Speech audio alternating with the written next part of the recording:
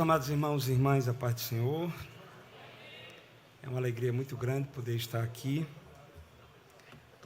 e com os meus amigos paraibanos, pastores, pastor Agábio, um patrimônio da nossa igreja na Paraíba, também o pastor César, um príncipe de Deus.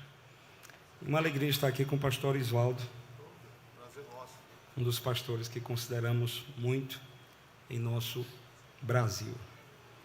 Meus irmãos, por favor, Daniel capítulo 1, versículo 8.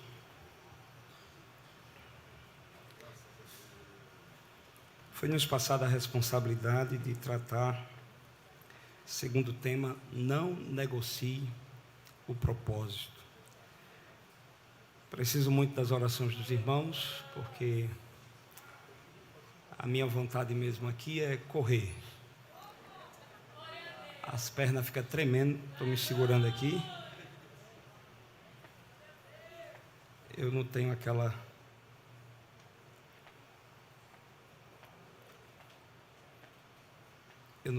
desenvoltura,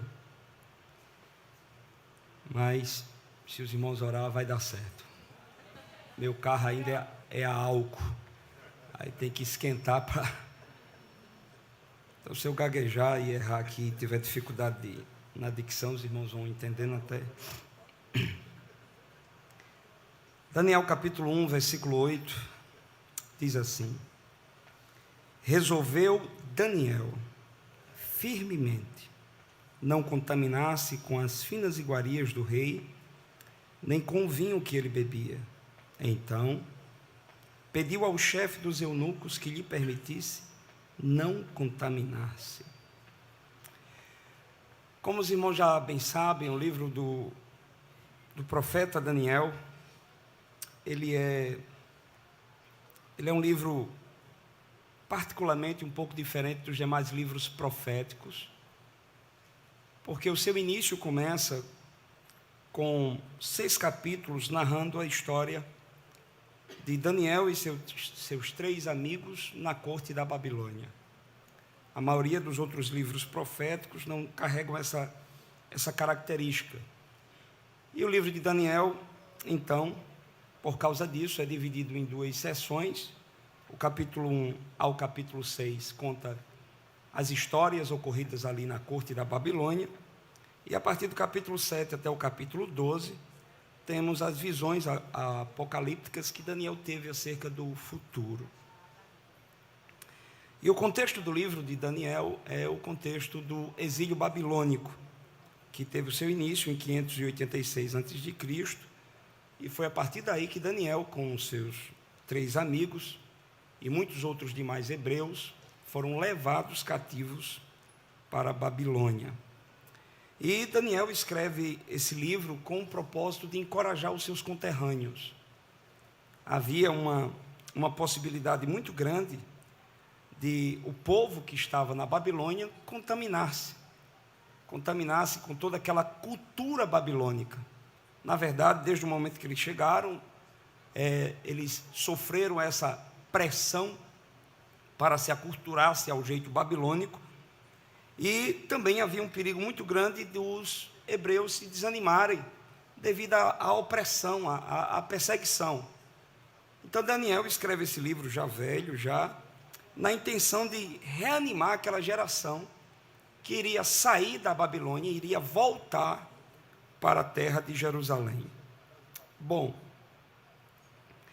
e o nosso propósito hoje é falar sobre o dever que temos de não negociar o propósito. E a pergunta que se segue é: o que significa propósito? E propósito, alguém já disse, que se refere à intenção ou objetivo que se deseja alcançar, ou razão pela qual algo é feito ou criado. Propósito, em termos mais amplos, está relacionado ao significado que alguém atribui à sua existência, refletindo uma busca por contribuir de maneira significativa para algo maior do que si mesmo. O propósito é um sonho que se alimenta no coração de grandes realizações. E para chegar à realização desse sonho, você se submete a todo o processo necessário para que aquilo que no passado foi plantado em seu coração seja realizado por sua instrumentalidade. Mas no que diz respeito à Bíblia, o grande propósito de Deus para toda a humanidade é que os homens vivam para a glória de Deus. Propósito é uma missão, é um objetivo, é a busca para a realização de um plano arquitetado no coração. E para isso se sujeita a todo o processo. Mas no que diz respeito a Deus, qual o propósito de Deus para o homem? O propósito de Deus para o homem é que este homem viva para louvor de sua glória. Foi isso que o apóstolo Paulo disse em 1 Coríntios, capítulo 10, versículo 31. Ele disse assim: seja comendo, seja bebendo, seja fazendo qualquer outra coisa, fazei tudo para a glória de Deus. Quem não conhece Deus estabelece propósitos contrários ao propósito de Deus. Tem pessoas aí que têm propósitos profissionais, propósito no sentido de construção de família, de empreendimentos, da questão de graduações, enfim, são propósitos diversos que os homens têm no coração. Mas qual é o propósito principal que Deus plantou no coração do homem? É que este homem viva em todas as maneiras, de toda a maneira, viva para louvor de sua glória. E você pode viver muitos propósitos. Se você não viver este propósito principal, você não vai encontrar a razão da sua vida. Porque por mais que você plante um propósito de se formar em medicina, ser formado em medicina e ser um bom médico não vai preencher sua alma. Por mais que você coloque um propósito de ser um bom empreendedor, um grande empresário, um grande executivo, quando você estiver no exercício dessas coisas, isso não vai preencher sua alma. Se você colocar o propósito no coração, como Rockefeller colocou, de ser o primeiro bilionário americano, e depois de se tornar o primeiro bilionário americano, ele adquiriu uma enfermidade grave e chegou até a beira da morte. Ele era bilionário, mas o propósito, ao invés de gerar vida nele, gerou morte. Ele não tinha satisfação na alma. Mas se você colocar os seus propósitos abaixo do grande propósito de Deus, que é que você viva para louvor da glória dele, você vai encontrar a razão da sua vida. Quem vive esse propósito de viver para a glória de Deus, não vive aquela crise filosófica. Quem eu sou? Da onde vim? Para onde vou? Crente que sabe o propósito de Deus para ele, que é o propósito geral, viver para a glória de Deus, resplandecer a luz neste mundo, mostrar pelas minhas atitudes, pela minha vida, o caráter de Deus. Quem vive este grande propósito de Deus, encontra razão na sua vida. Santo Agostinho, antes de se converter, foi um homem muito depravado. Ele não vivia os propósitos santos de Deus. Ele teve o seu caráter deturpado. E, ao encontrar-se com o Senhor Jesus Cristo e viver a verdadeira conversão, ele disse o seguinte: fizeste-nos, Senhor, para ti, e o nosso coração anda inquieto, enquanto não descansar em ti. O propósito de sua vida, o propósito da nossa vida, o propósito do líder cristão é viver para a glória de Deus. Deus tem que ser revelado ao mundo a partir da nossa vida. E no que diz respeito a Daniel, qual era o propósito de Daniel? Qual era o propósito da vida de Daniel, dado pelo próprio Deus? De forma ampla, a sua vida tinha como propósito maior glorificar a Deus na Babilônia. Deus plantou Daniel e seus 3 amigos em densas trevas, numa cultura mergulhada nas trevas, para que aquela cultura babilônica pudesse ver a luz da glória de Deus. Eu não sei se alguém pode comigo ler o texto de Mateus, capítulo 5, versículo 16, por favor.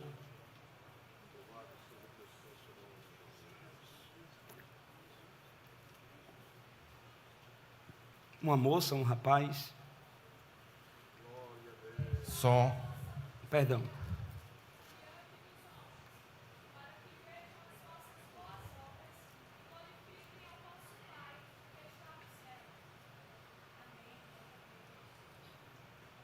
Por favor, pastor. Assim resplandeça a vossa luz diante dos homens, para que vejam as vossas boas obras e glorifiquem o vosso Pai que está nos céus. Por que Daniel foi colocado na Babilônia? Obrigado, pastor. Ele foi colocado na Babilônia para que a luz da glória de Deus resplandecesse naquele império. Ele foi plantado lá com esse grande objetivo, com esse grande propósito. E de que forma Daniel fez isso? Como foi que ele resplandeceu a glória de Deus na Babilônia? Primeiro, mostrando aos seus conterrâneos que era possível continuar sendo fiel a Deus, mesmo em um ambiente de infidelidade. E como foi que ele mostrou isso? Não participando da mesa do rei, não cedendo à pressão de lei para que a sua vida de piedade pela oração fosse abandonada. Então, como foi que Daniel glorificou a Deus? Não participando do manjar que estava sendo oferecido na mesa do rei, que sentar-se naquela mesa era a mesma coisa de participar da crença, do culto pagão na Babilônia. Ele disse, não, isso aí eu não vou fazer. Vocês podem mudar meu nome, podem mudar meu cardápio, né, podem mudar meu nome, digo, mas o meu cardápio com a intenção de mudar a minha crença e a minha fidelidade a Deus e o meu culto dirigido somente a Deus, isso aí não vai dar certo. Eu não vou fazer isso. Então, com a sua resolução de continuar sendo fiel, e mostrar isso aos seus conterrâneos, que é possível ser fiel, mesmo sendo lançado em um ambiente de infidelidade, Daniel estava glorificando a Deus. Esse era o propósito de Deus para ele. Deus queria que ele fosse luz deste mundo. Segundo, ele glorificou a Deus usando os dons que Deus lhe deu, como está escrito aí no capítulo 1, que Deus deu a Daniel.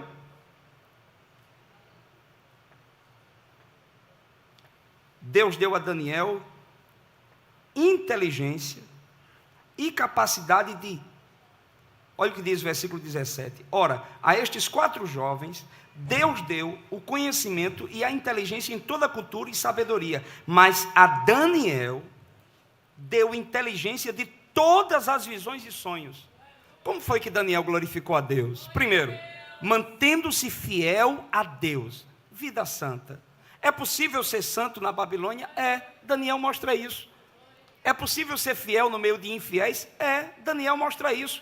E mostrando isso, ele estava glorificando a Deus, não participando daquilo que estava sendo oferecido na mesa do rei, e também não cedendo, mesmo sob força de lei, não cedendo a proposta de abandonar sua vida de piedade pela oração diária que ele praticava.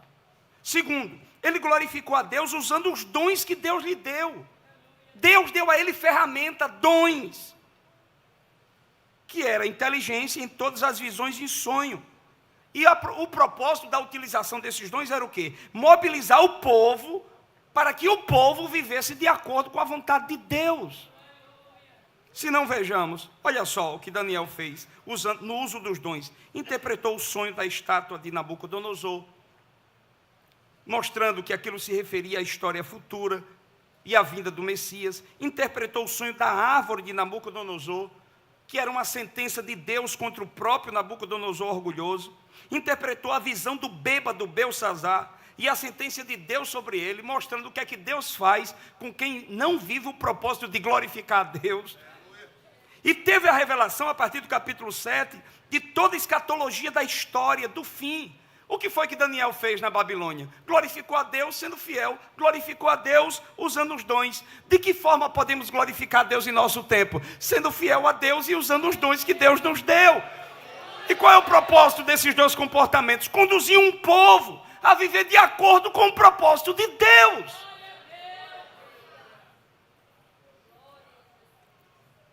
No exercício da fidelidade e no uso dos dons, tanto Daniel como seus 3 amigos fizeram com que Deus fosse glorificado de forma exponencial na Babilônia.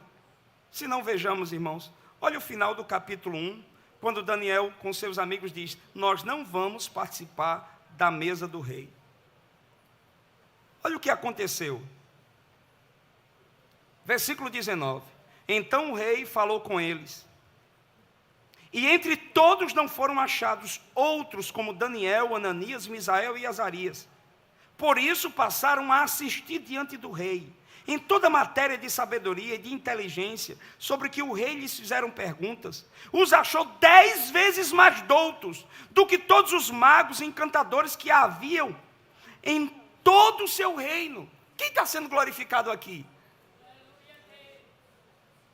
Eles decidem: nós vamos viver o propósito. Qual é o propósito de Deus para nós aqui na Babilônia? Ser fiel a Ele, cumprir o chamado dEle, não ceder à pressão da aculturação. E qual foi o resultado disso? Deus colocou Daniel, Sadraque, Mesaque e Abednego bem ali debaixo da sombra do rei, para que a partir desse ambiente aqui, a visibilidade da glória de Deus pudesse ser maior, patente a todo o reino.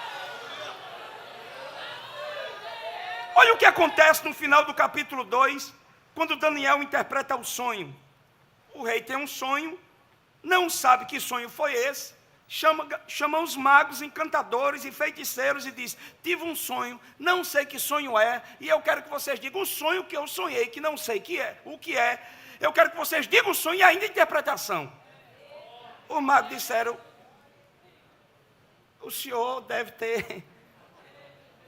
estar com um problema psicológico, porque ninguém nunca pediu isso. O senhor sonha uma coisa e quer que a gente saiba o sonho que o senhor sonhou. Então a gente está dormindo no seu sono. Se fosse um bom paraibano, dizia: vigia, Zé. O rei disse: vocês estão querendo é ganhar tempo. Mata tudinho aqui. Já que ele não sabe o sonho que eu sonhei, nem interpretação, mata, que eu não preciso nem mais de magos, nem de encantadores, nem de feiticeiros, de ninguém. E aí os soldados se arregimentam e vai atrás dessa turma toda. Entre eles estava Daniel, que era um dos sábios.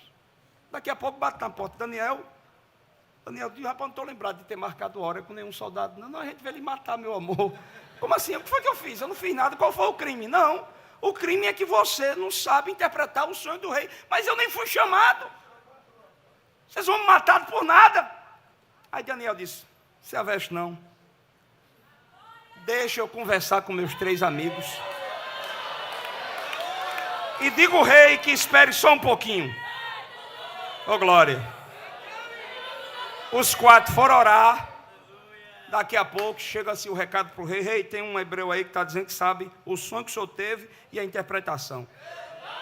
Daniel se apresenta diante do rei e diz o seguinte: eu não sei, rei, mas há um Deus no céu, o qual revela os mistérios. A quem Daniel está glorificando? Daniel não diz: rei, sua preocupação terminou em mim. Eu sou a rapadura mais saborosa aqui do teu reino, e depois de mim não tem mais ninguém. Pode contar comigo. Ele disse: há um Deus no céu. Esse era o propósito pelo qual Daniel estava na Babilônia, para mostrar que há um Deus no céu. Esse é o propósito pelo qual Deus lhe colocou nessa família. Esse é o propósito pelo qual Deus lhe colocou nessa rua, nesse bairro, nesta cidade, nessa sala de universidade, nesta empresa, nesta função de liderança no departamento da igreja, para mostrar que existe um Deus no céu. E aí Daniel interpreta o sonho aquela estátua de cabeça de ouro, peito e braços de prata, ventre e quadril de bronze, e as pernas de ferro, e os pés em parte ferro e em parte barro, simbolizando o reino da Babilônia e os demais impérios que viriam à frente.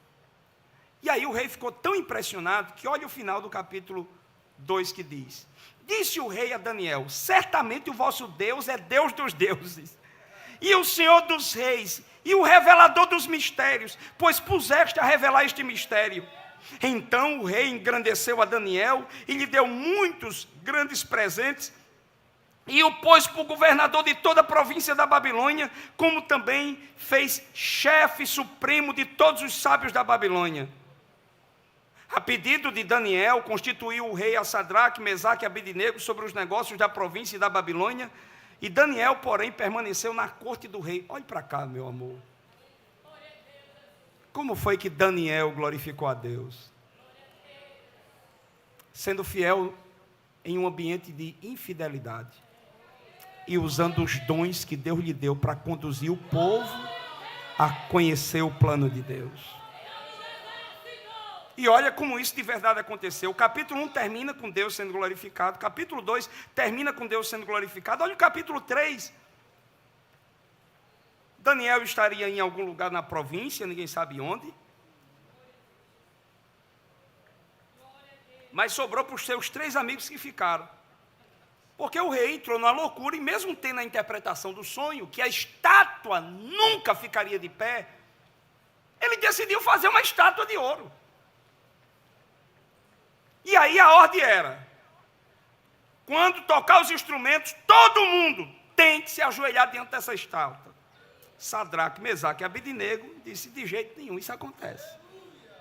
Ou nada. Essa estátua aí tem olho, mas não vê, boca, mas não fala, ouvido, mas não ouve, mão, mas não apalpa, pé, mas não anda, nariz, mas não cheira. Não vou nada, para isso aí não. Nós conhecemos o Deus verdadeiro, o Deus que abriu as águas do Mar Vermelho, que matou Faraó e todo o seu exército. Nós conhecemos quem é Deus, que tirou o povo com mão forte do Egito e fez com que uma nuvem, uma coluna de nuvem os acompanhasse durante o dia e uma coluna de fogo durante a noite. Nós conhecemos o Deus que desbaratou todas as nações da terra de Canaã e deu ao seu povo a terra por possessão, como promessa feita a Abraão. Nós conhecemos o verdadeiro Deus, mas essa estátua aí é cumprida, mas o nosso Deus, somente Ele é grande.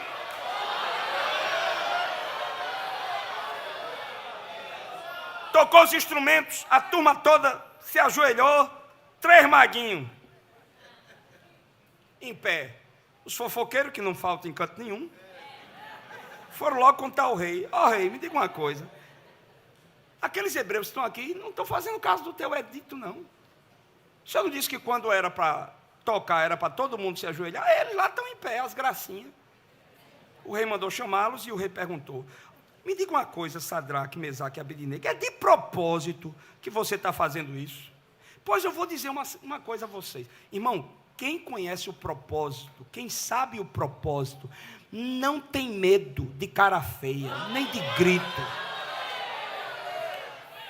O rei, o soberano daquele tempo, disse: fique sabendo que se vocês não se ajoelhar, eu tenho para mim que Sadraque ficou olhando assim, pode falar, porque tinha convicção para o que havia sido chamado, tinha convicção do propósito que recebeu de Deus. Sadraque, Mesaque e Abednego não era que nem essa geração que é de cristal, não. Não pode nem olhar com cara feia aqui. Não, o sangue dá na canela, chove canivete. Eu sei para que Deus me chamou.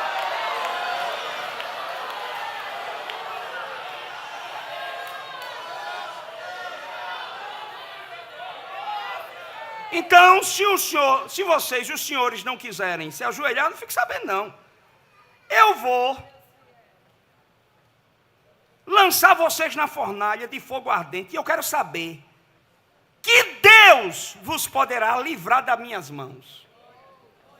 Cabinho atrevido, não é não? Aí respondeu Sadraque, Mesaque e Abednego: ó Nabucodonosor, quanto a isto, a gente vai já encerrar o assunto. Se o nosso Deus a quem servimos quer nos livrar, que livre. da fornalha e das tuas mãos. Se não, ele, fica sabendo, ó rei, não serviremos a teus deuses, nem adoraremos a imagem de ouro que levantaste. Olha o que é convicção para o que foi chamado. Se Deus quiser livrar a gente, beleza. Se não quiser, beleza. Agora ceder a gente não cede. Aqueceu a fornalha o máximo possível, a ponto de quando os homens foram jogar, os homens que foram jogar foram lambidos pelo fogo. E o rei sentou na cadeira à frente, de propósito, tipo assim, eu quero ver só a fumaça subindo. E daqui a pouco o rei, olhando para dentro da fornalha, achou algo estranho, porque ele tinha botado 3 e agora tinha 4, andando para lá e para cá.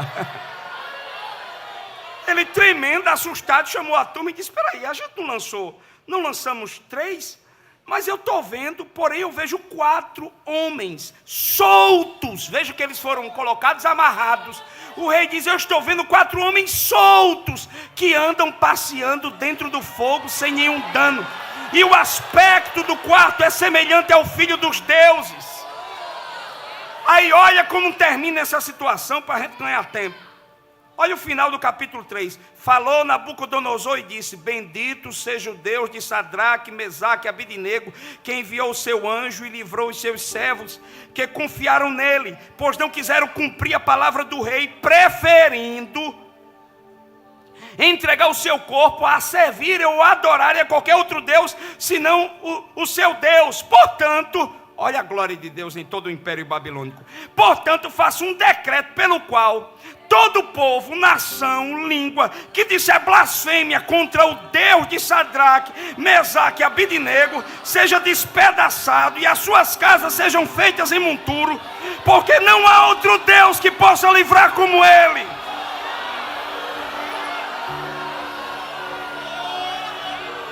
Qual era o propósito de Daniel, Sadraque, Mesaque e Abidinego na Babilônia? Glorificar a Deus. De que forma? Não cedendo à pressão da aculturação, sendo fiel no meio de infiéis. Qual era o instrumento que Deus deu a ele para isso? Os dons. E pelos dons, quem estava sendo glorificado? Deus. Olha o final do capítulo 4. Quando Deus decide ter uma conversa com Nabucodonosor, diz, você está muito besta. Eu vou fazer de você que nem um jumento, um boi, comer capim. E ele tem uma revelação, um sonho de uma árvore muito grande, onde habitavam muitos pássaros e etc. E aí Daniel chega para interpretar esse sonho e diz que a sentença é por decreto do vigilante, e esta ordem por mandato dos santos. Versículo 17. Deus mostrou a Nabucodonosor o que ia acontecer com ele se ele não se arrependesse. Olha o que diz o versículo 27. Portanto, ó rei, aceita o meu conselho e põe termo pela justiça aos teus pecados e às tuas iniquidades, usando de misericórdia para com os pobres, e talvez se prolongue a tua tranquilidade. O que foi que o rei fez? Versículo 29, o rei decidiu ir contrário a tudo aquilo que recebeu de revelação. Ao cabo de 12 meses, versículo 29, passeando sobre o palácio real da cidade da Babilônia, falou o rei e disse, não é esta a grande Babilônia que eu edifiquei para a casa real, com o meu grandioso poder, e para a glória da minha majestade? Agora me diga, Deus dá glória a quem? Deus disse, mas rapaz, você é muito besta. Pois agora eu vou tomar providência com você, cidadão. Eu venho falando com você faz tempo, tu não se arrepende, Zezão. Aí olha o que diz o versículo 31. Falava ele ainda, quando desceu uma voz do céu e diz, a ti se diz, ó rei Nabucodonosor, já passou de ti o reino, serás expulso entre os homens, e a tua morada será com os animais do campo. Você vai comer capim, para deixar de ser besta, nariz empinado, achar que é único, grande, que é poderoso. Eu que mando nos reinos da terra, eu que engrandeço quem eu quero, sou eu. Aí o rei foi lá, passou aquela reclusão atrás do palácio, comendo capim, levando chuva, depois que o rei voltou ao sentido. Olha o que diz o versículo 34 por diante. Versículo 36, para ganharmos tempo. Tão logo se tornou a vir o entendimento, também para a dignidade do meu reino, tornou-me a vir a minha majestade e o meu resplendor. Buscaram-me os meus conselheiros e os meus grandes, fui restabelecido no meu reino, e a mim se ajuntou extraordinária grandeza. Presta atenção.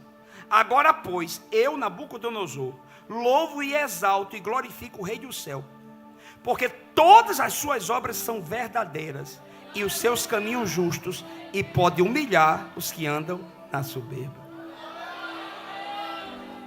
Veja que no final de cada capítulo, Deus é glorificado, usando a instrumentalidade de Daniel, Sadraque, Mesaque e Abednego, tanto a partir de sua vida santa, como dos dons que Deus deu a ele. Aí no capítulo 5, Deus é glorificado, matando um soberbo embriagado. E por que Deus matou Beltesazar? Que decidiu pegar os vasos de Deus e ali beber com ele. Ali era uma ideia de, não pense que era apenas um ato fútil de pegar um vaso bonito, porque era no estilo hebreu. Não, ele pegou os vasos do templo para tomar vinho, como demonstrando que o Deus de Israel perdeu para os deuses babilônicos. Ali era um escárnio. Aí ele faz isso. Aí o que foi que aconteceu? Deus apareceu, deu a sentença na parede e chama Daniel. Daniel diz: meu amor, aconteceu um negócio a partir de hoje. Deus te pesou em balança e achou tu em falta. O teu reino será dividido e tu vai desaparecer da terra. E qual foi a causa? Versículo 23. Olha o que Daniel diz a Beltesazar: e te levantaste contra o Senhor dos céus, pois foram trazidos utensílios da casa dele perante ti, e tu e seus grandes, e as tuas mulheres e as tuas concubinas bebeste vinho neles.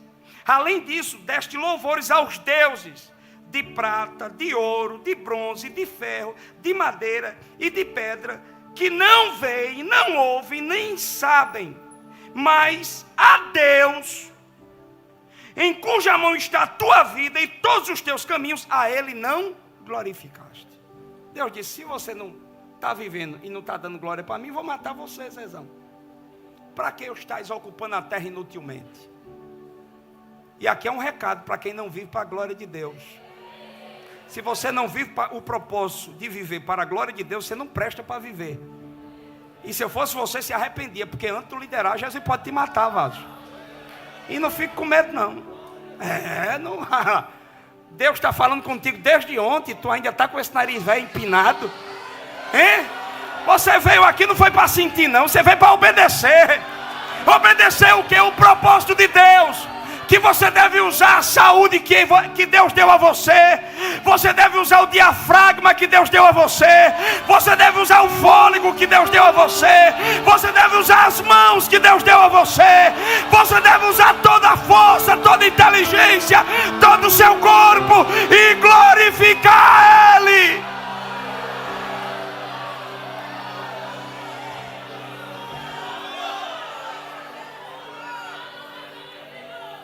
Aí olha o final do capítulo 6.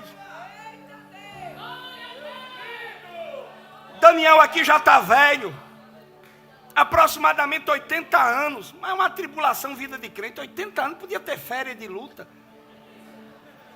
mas não tem, porque uma cambada de corrupto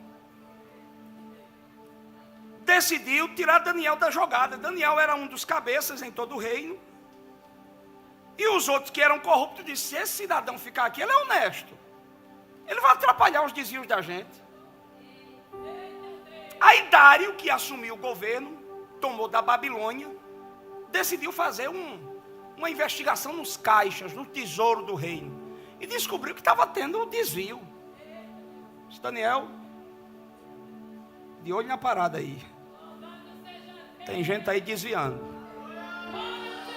Aí disseram: rapaz, Daniel vai denunciar a gente, é melhor a gente tirar Daniel da parada. E procuraram muita coisa na vida de Daniel, não tinha nada. Passou pelo reinado de Nabucodonosor, de Beltesazar, está agora no reinado de Dário, vida limpa. Não tem nada acontecido, nada. Ele não falsificou uma assinatura. Não tem nada de errado na vida desse homem. Então vamos procurar na religião dele. Aí chegaram para o rei e disse: rei, é o seguinte, se eu fosse o senhor está assumindo agora o reino. Os babões, irmão, não existe nada mais perigoso do que bajulador. Olha, quando eu vejo um bajulador, chega a me arrepiar, só em falar. Os bajuladores chegaram e disseram assim: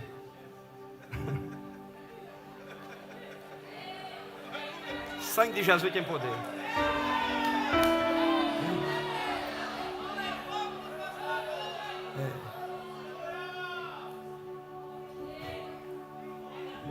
E o rei gostava. Aí disseram assim: olha, rei, é o seguinte, o senhor está assumindo o reino agora, mostre que o senhor é fera. Diga que em determinado tempo ninguém vai fazer oração a nenhum Deus a não ser o senhor. Isso vai lhe dar poder, isso vai trazer, sabe, uma unidade. Porque todo mundo vai lembrar de Dário. Ó Dário, me ajude, abra as portas para mim, cure meu filho. O povo vai clamar, o nome de Dário vai ser proclamado pelas orações em todo o reino. Dário disse: esse negócio dá certo, então faça a lei. Lei pelos princípios dos médios e do pés que não pode revogar. Oxê, traga para falar do meu nome. Só que o rei não sabia que aquilo era uma arapuca para pegar um dos melhores amigos do rei, Daniel. Depois que ele deu a sentença, os babão botaram a lei debaixo do braço e disse: agora bora atrás, para ver o que é que eles estão fazendo. Daniel, quando soube do decreto, do edito, tranquilamente foi para casa, na hora estabelecida, 9 da manhã, meio-dia, 3 horas da tarde. Era nesse tempinho que ela orava com a janela aberta, olhando para Jerusalém, na expectativa do cumprimento das promessas de Deus. Daniel sabia que Deus tinha usado Jeremias dizendo: vocês vão ficar 70 anos aqui, mas depois de 70 anos eu levo vocês de volta para casa.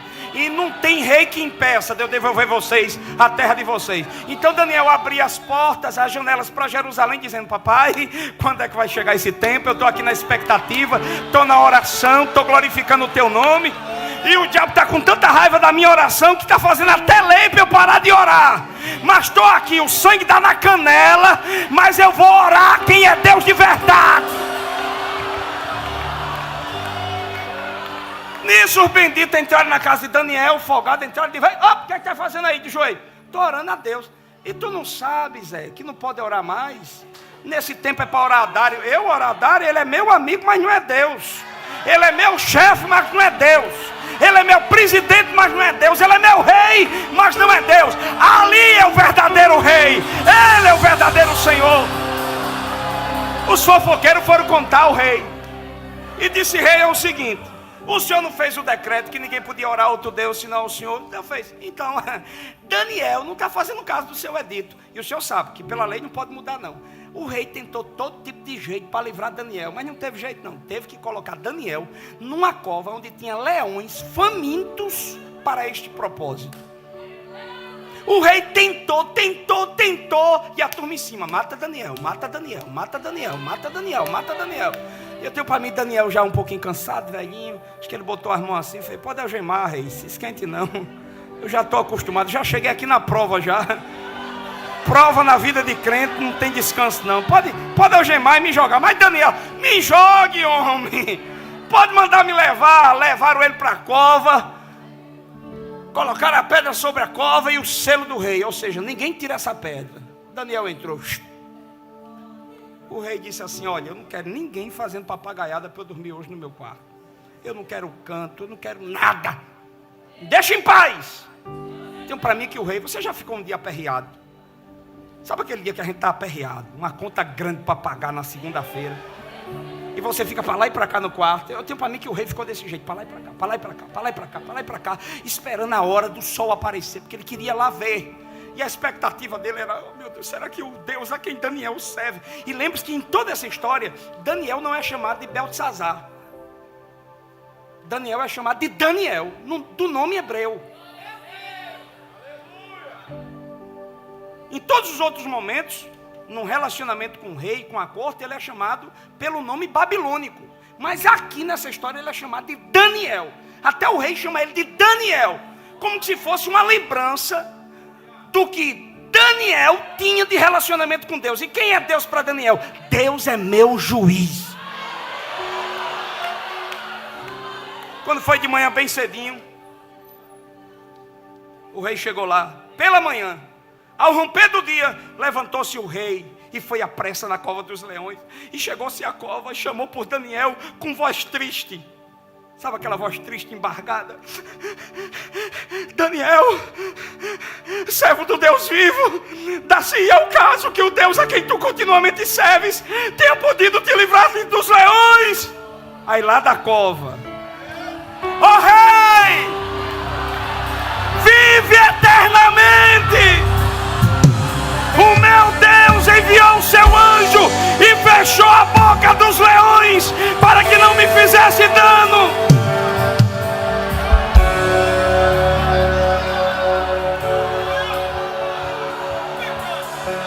Aí olha o que Daniel diz, escute isso.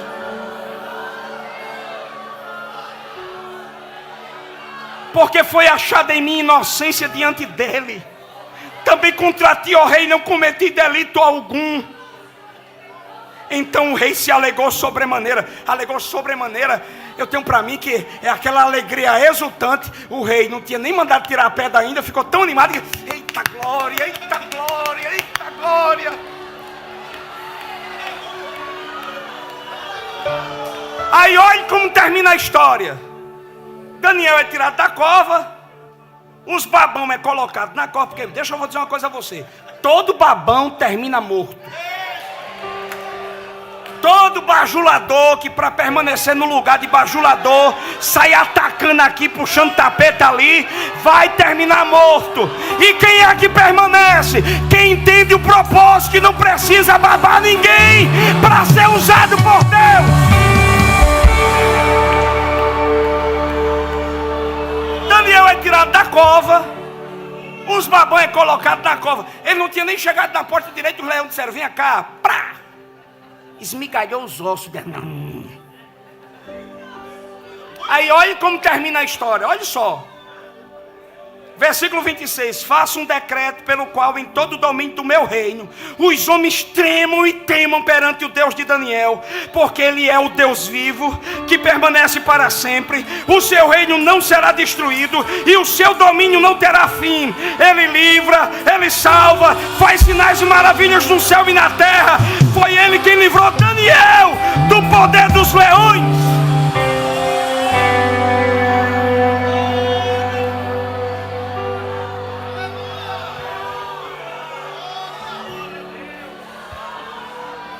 Olha para cá, Zé, presta atenção. Qual era o propósito de Deus para Daniel? Que Daniel vivesse para a glória de Deus. De que forma? Sendo fiel em um mundo de infiéis e usando os dons para conduzir o povo à vontade de Deus. Aí deixa eu dizer, como é que você glorifica a Deus? Sendo fiel no mundo de infiéis e usando os seus dons para conduzir o povo aos planos de Deus. Dá para entender, não? É bem simples, não é muito arrodeio, não. A Bíblia é simples. Daniel termina a vida de forma que todo mundo queria terminar. Todo líder queria terminar a vida como Daniel. Olha o que diz o versículo 1, já dá um relance. Capítulo 1, versículo 21, já dá um relance de como Daniel terminou a sua vida. Daniel continuou até o primeiro ano do rei Ciro. Aí olha o que diz o capítulo 12, versículo 13.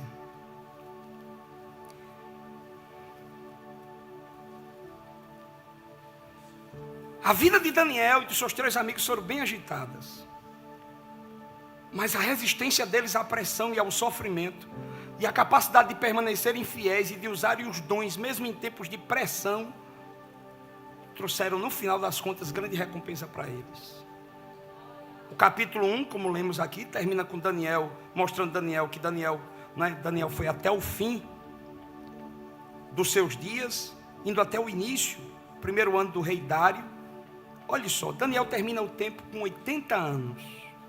Sobreviveu ao grande império babilônico e ao início do império persa, Medo-Persa. Deus manteve Daniel de pé. O império caiu, mas Daniel ficou de pé. Aí olha como termina a vida de Daniel, Deus com palavras amorosas. Olha o que Deus diz a Daniel, capítulo 12, versículo 13. Tu, porém, segue o teu caminho até o fim, pois descansarás, e ao fim dos dias te levantarás para receber a tua...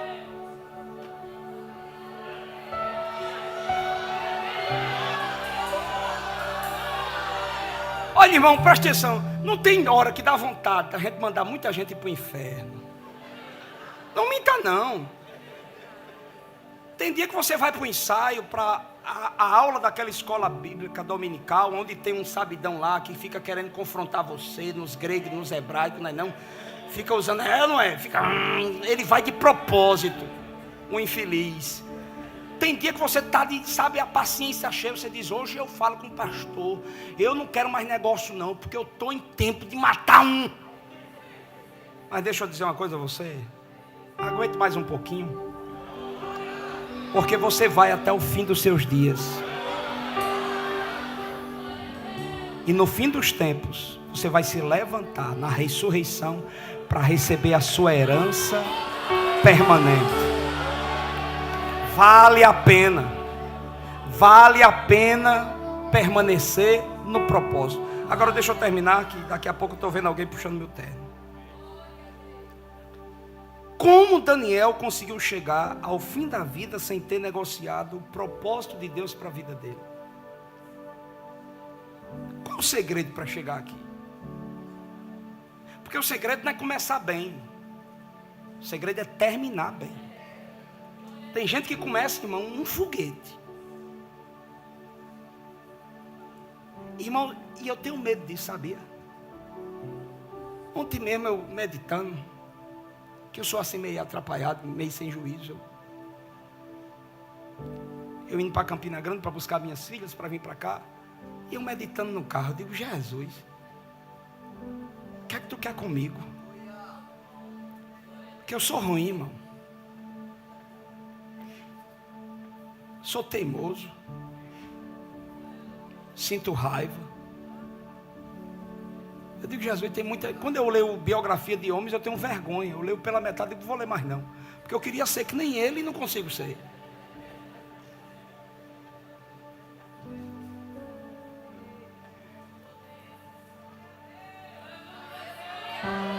Aquele livreto, Porque Tarda o Grande Avivamento, de Revenil, ele disse que o homem que não ora pelo menos 3 horas por dia não vale um vintém. Eu digo, estou torado na emenda.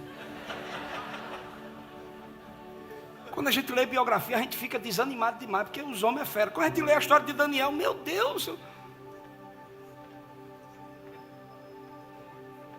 Mas Deus conhece os seus vasos. Aí Deus disse assim, sabe quem é você? Você é lama secada no forno. Você é pó que eu juntei para dar esse restinho de vaso que você é. E não é você o grande. O grande sou eu que fiz você e coloquei minha excelência dentro de você. Então você não se aperreie muito com a sua estrutura não. Olhe para o meu caráter. Comecei a chorar. E eu fico perguntando, Senhor, me ajude a chegar até o final e me dê os segredos. Está aqui os segredos da vida de Daniel. Como foi que Daniel chegou ao fim? Primeiro, ele chegou ao fim porque não negociou o seu propósito com o seu passado de dor. Irmãos, olhe para cá, por favor.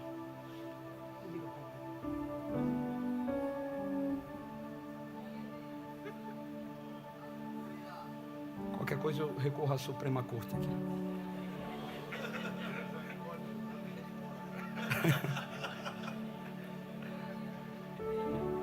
Preste atenção, Daniel foi um crente que soube lidar com seu passado de dor. Líderes que não sabem tratar o seu passado, não sabem tratar os seus liderados. Líderes que não sabem tratar o seu passado, negociam o propósito com o seu passado. Ele foi arrancado do seu país, da sua cultura, da sua família. Ele perdeu tudo. Já imaginou o impacto na saúde mental de Daniel? A experiência de Daniel foi de grande sofrimento. Ele foi deslocado a contragosto para viver em um ambiente completamente estranho e hostil. Olhe para cá, você já imaginou ele tendo um flashback, pesadelos, ansiedade persistente, dificuldade de adaptação? Já imaginou pelo luto de ter perdido famílias e amigos? Ele deve ter sentido tristeza profunda, nostalgia, sensação de vazio e até raiva. Se a gente lê a história assim, parece até delícia. Mas me diga uma coisa, quem é que gosta aqui de ser tirado da liderança sem ser comunicado? Você não fica bravo ou não fica? E o pior, quando você é tirado e a razão verdadeira não é dita. Já passou por isso? Agora imagine Daniel, ele foi arrancado de casa, foi tirado de seus bens, foi tirado de sua família. Olha a dor. Ele podia ser um jovenzinho revoltado na Babilônia. Eu vou tocar fogo aqui nesse negócio. Eu estou com a paciência cheia. Ele não vivia com aquela desculpa quando alguém tentava corrigir. O senhor conhece a minha história? Não, Daniel permaneceu educado. Seja a vossa equidade notória a todos os homens. Daniel permaneceu paciente. Sabe o que foi que Daniel fez? Ele fez aquilo que o apóstolo Paulo também fez. Filipenses capítulo 3, versículo 13 e 14 diz: irmãos, não penso que eu mesmo já tenha conquistado, mas tomo a seguinte atitude: esquecendo-me das coisas que para trás ficam e avançando para as que estão diante de mim, apresso-me em direção ao alvo, a fim de ganhar o prêmio da vocação celeste, da convocação celestial de Deus em Cristo Jesus. Olhe para cá, meu amor, presta atenção. Se você não deixar Deus curar essas feridas, você vai continuar sendo essa pessoa velha, azeda, abusada, ferindo os outros e dando dor de cabeça a pastor. Por quê? Porque tem que estar relocando você, porque onde você vai, você arruma confusão. A ferida está aberta, então você foi ferido pela espada, então você usa a espada. Fizeram isso comigo, eu vou fazer também. Eu aprendi desse jeito. Comigo é assim, é pau para comer sabão e pau para saber que sabão não se come. E aí a confusão está instaurada. E quando vai olhar, o bojo da conversa está em quê? Está num passado que você não consegue apagar, perdoar. Mas hoje pela manhã é momento de você dizer: eu esqueço das coisas que para trás ficam. Eu tenho um propósito e eu não vou negociar o propósito que Deus me deu com o passado de dor que eu tive. Segundo, ele não negociou o propósito com a cultura babilônica. A pressão foi grande. Trocaram os nomes deles para aculturá-lo. Num programa de 3 anos, num programa intensivo de 3 anos, deveria trocar os nomes, trocar a dieta, deveria trocar tudo. Esses hebreus tinham que se tornar babilônicos em tudo. Mas o que foi que eles fizeram? Determinaram não se contaminar. A palavra é não se contaminar, dá a ideia de determinaram não se apresentar desqualificado diante de Deus. Olhe para cá, meu amor. Você que é líder, nós devemos fechar essa porteira de gente querendo trazer para dentro da igreja a cultura babilônica. E ainda fica se justificando, dizendo que é lei, usando a palavra amor de forma errada. Não, meu amor, aqui não. A cultura da Babilônia, nós estamos nesta Babilônia, mas a nossa identidade é de Jerusalém celestial. Não há justificativa. Tem muitas igrejas aí que já estão aceitando doutrinas de demônios, ideologias nefastas, liturgias carnais. Mas nós temos a responsabilidade de pegar essa guerra. Como disse Judas no capítulo único, versículo 3 e 4. Eu, quando decidi escrever para vocês, decidi convocá-los para a guerra, para preservar a fé que uma vez por todas foi entregue aos santos. A fé, acompanhada de um artigo aqui, fala do conjunto de doutrina bíblica. Nós não podemos negociar a palavra da verdade e substituí-lo por ideologias.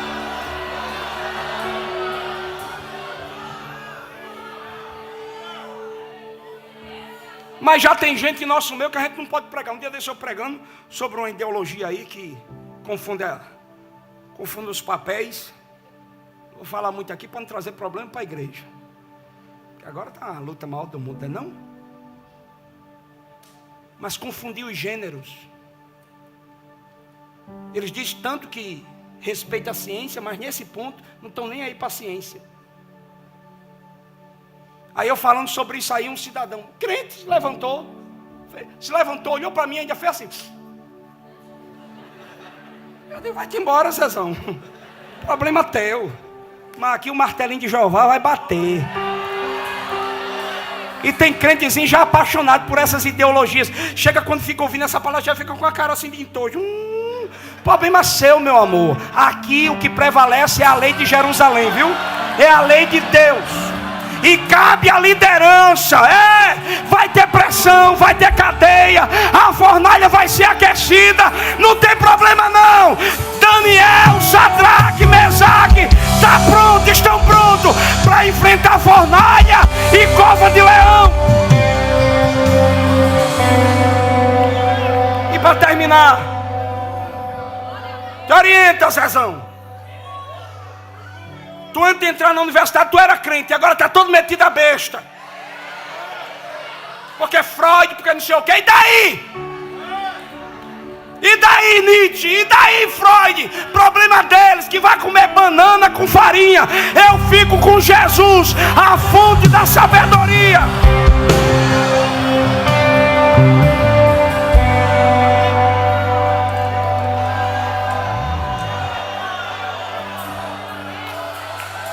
Hoje eu estou com vontade de mudar meu nome para Manuel Pedro Foguete. Estou com vontade de voar. Você é líder para a guerra mesmo. Você não foi chamado para choradeira não. O mundo está se acabando. Pode vir, irmão. Pode vir a terceira guerra mundial. A igreja militante está pronta para enfrentar tudo aquilo que diz respeito à vontade de Deus.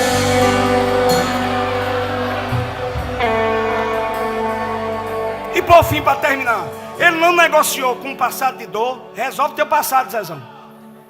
Para dessa choradeira. Perdoa quem tem que perdoar. Para com esse lambe-lambe ferida. Pode conversar contigo, porque tu está chorando. Para com isso. Pode mudar passado. Quem aqui consegue mudar passado? Então se você não pode mudar, esquece. Vive o propósito. Segundo, não negocie com a cultura. Você é crente. Olha para quem está do seu lado, diga, você é crente. Acabou a conversa. Você é crente, acabou. Jesus chamou para ser crente. Crente pegando fogo.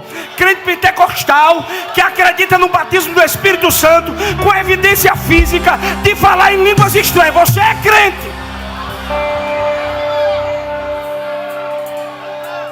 Terceiro e último. Irmão Sérgio já está com cara feia para mim.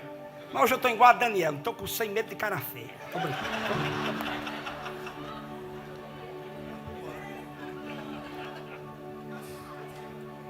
Ele não negociou o propósito com os demônios. Pensa num cidadão que viveu guerra com demônios, foi Daniel. No princípio, Daniel, os demônios, o diabo estava usando pessoas. Mas no fim das contas, o diabo começou a usar demônios de alto escalão.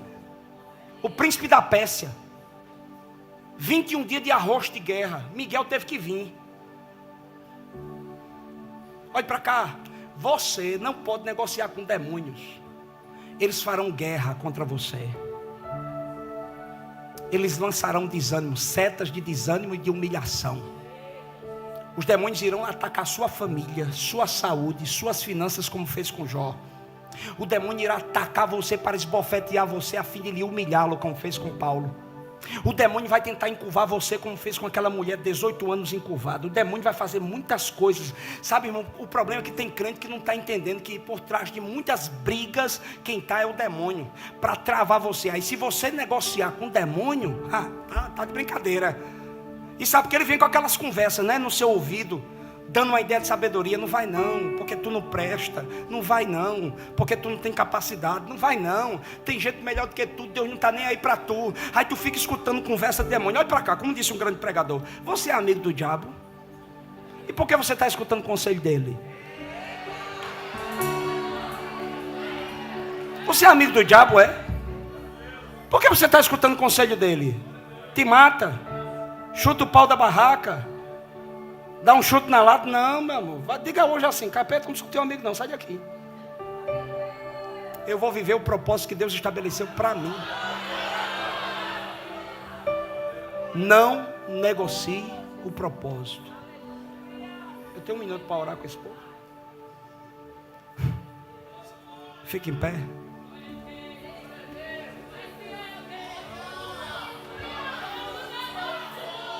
Olhe para quem está do seu lado e diga: te anima, Zé. Não negocie o propósito. Eu não sei porquê, você recebeu essa palavra aqui para tu se animar, e tu ainda estás com essa cara de boco, moco, borocochô. Te anima, Zé. Te anima, porque há um Deus no céu. Há recompensa para o teu futuro.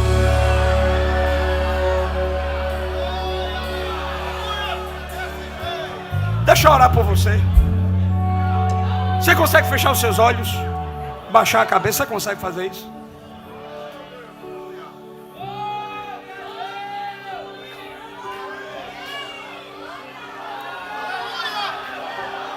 O que foi que Deus colocou na tua mão para realizar? Talvez você veio aqui dizendo: esse vai ser um liderar, vai ser uma chance que eu vou dar a Deus para eu voltar a pegar fogo, porque eu estou só a graça. Hoje pela manhã Deus está dizendo a você: não negocie o propósito. Você vai continuar liderando esses jovens, você vai continuar liderando esse departamento, você vai continuar sentado nessa cadeira, você vai continuar exercendo esse ofício, você vai continuar usando os dons que Deus lhe deu. Você vai continuar, apesar da pressão, apesar das propostas, apesar dos sofrimentos, você vai continuar. Você vai continuar apesar dos demônios, apesar das guerras espirituais, você vai continuar. Você vai continuar apesar dos problemas na alma, da guerra mental, você vai continuar. Você vai continuar apesar das feridas que ainda não fecharam, você vai continuar. Você vai receber de Deus agora uma santa resiliência, uma santa perseverança. Você não vai ficar para trás. Não pode ninguém ficar para trás. Você vai chegar até o fim dos seus dias. Você não vai romper com o compromisso que Deus fez com você e você com Deus. Há uma aliança eterna entre você e Deus, e você. Senhor Deus, Daramai eu querimia de camas, Durianderimia de camaio que mintriassé. Senhor Deus, ouvimos a tua voz e trememos. Aviva a tua obra no meio dos tempos. Aviva a tua obra neste liderar, Senhor. Daramai eu querimitriassé. Talvez algum dos líderes chegaram aqui como Elias, escondido em cavernas. Talvez chegaram aqui como Pedro, querendo voltar à antiga atividade. Mas hoje pela manhã, Senhor, traz de volta este trem ao trilho. Traz de volta este crente ao propósito. Como, Senhor Deus, usasse o teu filho antes de mim. Sara as feridas aqui, Senhor. Ai, eu quemia de camar, eu quemitriassé. Durianderimi de camar, eu quemitriaté, eu tá. Ai, eu semia de camas. Pai, em nome de Jesus. Levanta a mão, irmão, levanta a mão. Levanta a mão, aonde tiver uma mão levantada, Senhor, de um líder cansado, de uma líder cansada, de alguém que está querendo o Senhor negociar o propósito. Pai, em nome de Jesus, desce agora a tua glória, desce agora o teu renovo, para a glória do teu nome, para a glória do teu nome.